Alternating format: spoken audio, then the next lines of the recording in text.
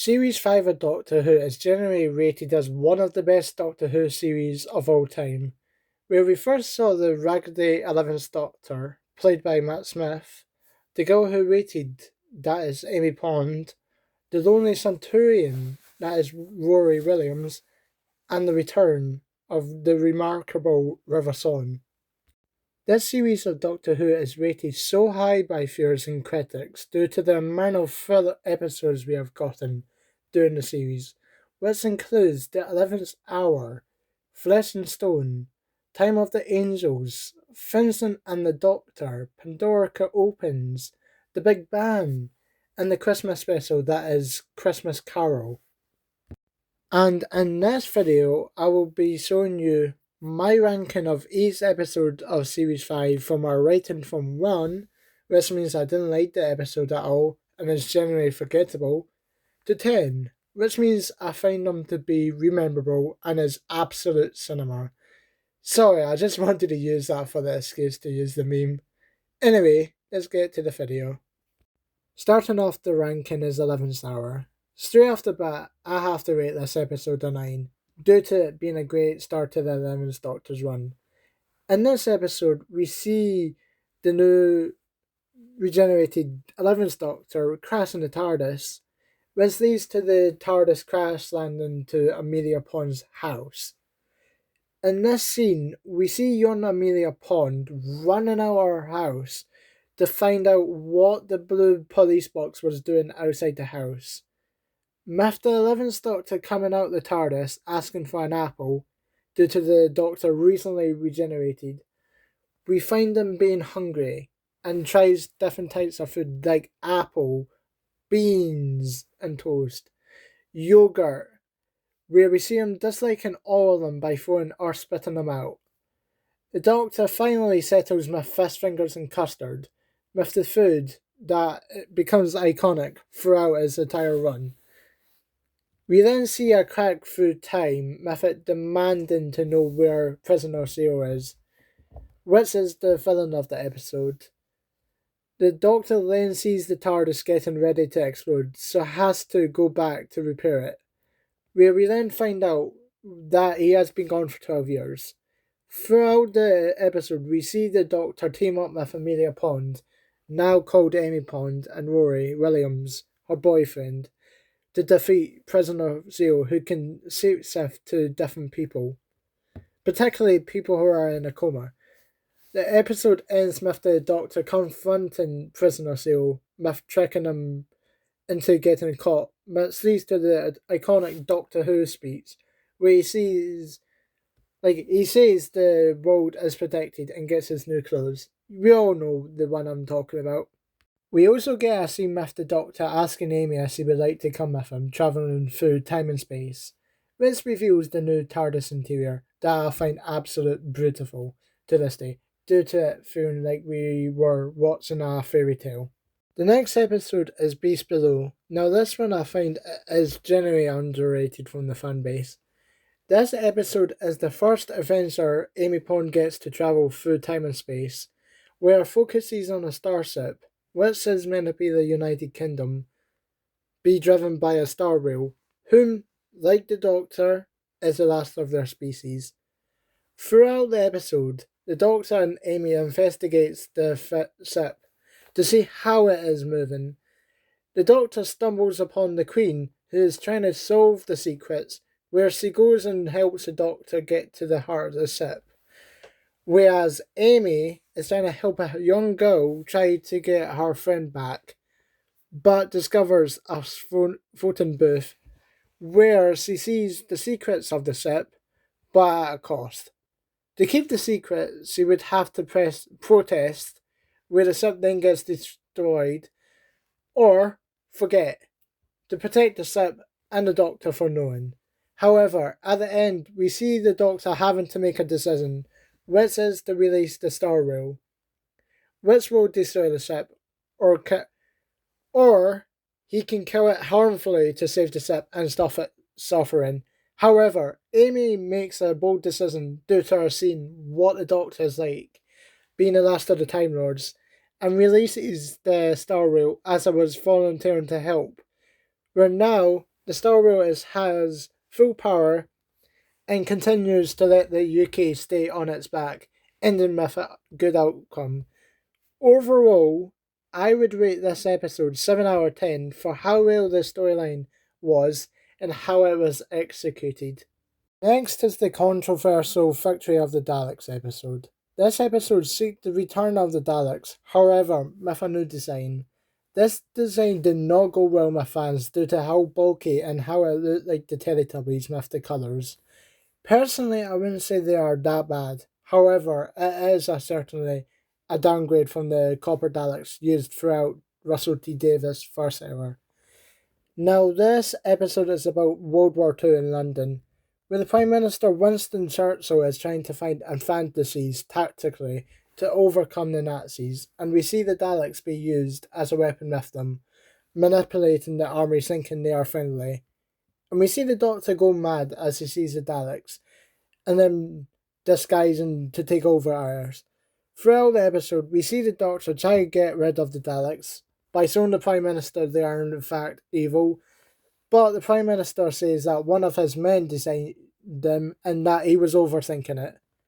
But at the end, we see the Professor was actually a trap and was a robot with a bomb, so the Doctor had to defuse it by telling the Professor to show emotion to overcome it, letting the Daleks get away.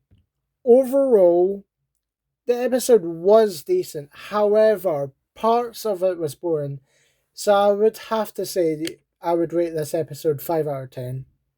Next is a two-parter that features the return of the Reaping Angels, which is the Fleshing Stone and Time of the Angels. This two-parter changes the boundaries of what the Reaping Angels could do in Blink Series 3, where they now can make people blind, which we saw with Amy Pond, where the angel is now inside our eye, while also being able to talk by using the voice of the person who they killed via walkie-talkie, which was Bob in this case, making them scarier than ever before. We also see Riversong return after Series 4, which she died in the library.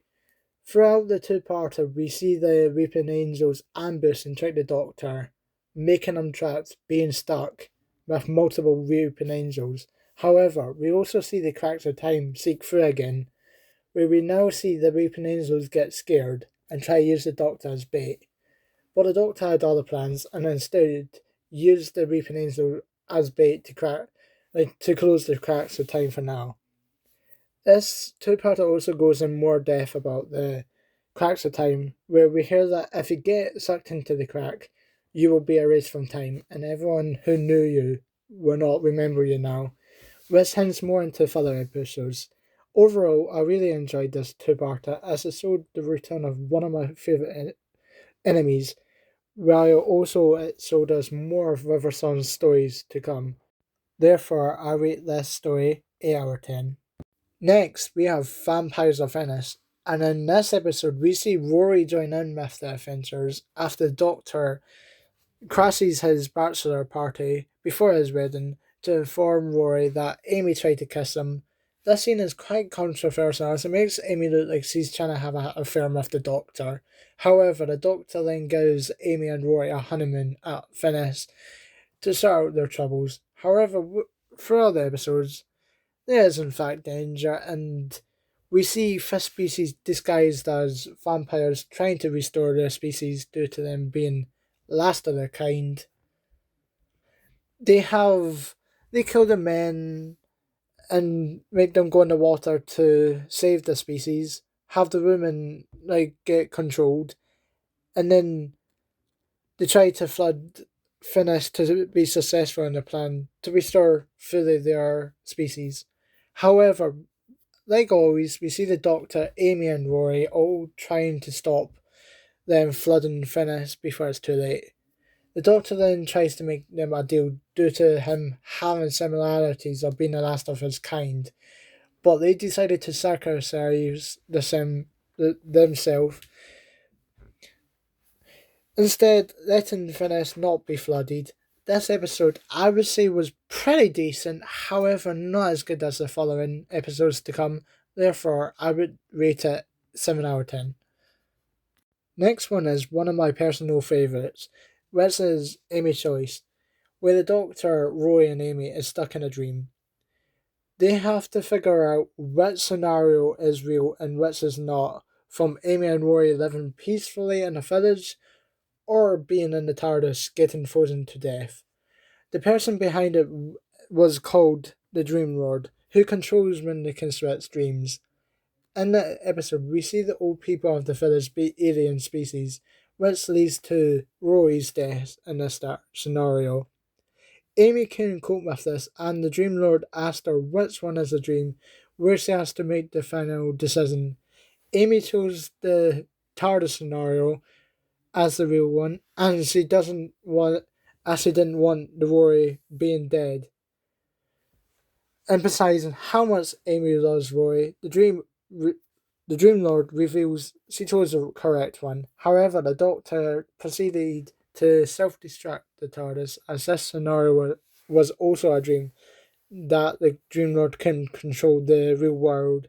Since, in fact, the Dream Lord was the dark side of the Doctor from physic pollen. Overall, I would rate this episode 10 out of 10 from how well the story was executed, with the writing being top notch, and also the enjoyability of watching this episode over and over. When rewatching this two-parter, I found this episode to be average Doctor Who. This two-parter is called Hungry Earth and Cold Blood. In this two-parter, we see Amy, Rory and the Doctor travel to Earth 2020, which feels unrealistic now due to the humans not wearing face masks due to COVID.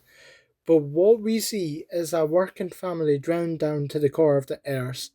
However, since they are doing that, they are now disrupting the species under Earth called Silurians, who used to live on the land of an Earth during the dinosaurs age. We see the Silurians try to start war with the humans due to them disrupting them underground. However, the Doctor manages to keep one of them hostage to stop the beginning of the war. However, the mom in the family kills the hostage, voiding any ceasefire that lets the Silurians be able to go to the land and the humans to stop drilling. Eventually, the humans and Silurians did end up making a deal from the Silurians being able to stay underground and the humans to stop drilling to avoid war. At the end, we do see a cliffhanger with the cracks of time opening up again, which leads to Rory actually dying this time and getting wiped from history, leaving Amy alone with the Doctor. Overall, I would rate this episode 4 out of 10, as I felt I was somewhat bored after a while of watching this two-parted since it dragged on a wee bit. However, the highlight of this episode was probably Rory dying. Vincent and the Doctor. What an episode. This episode, when watching, hits emotionally due to us viewers being able to see the struggles Vincent went through when alive, and the impact he went and gave with his iconic art.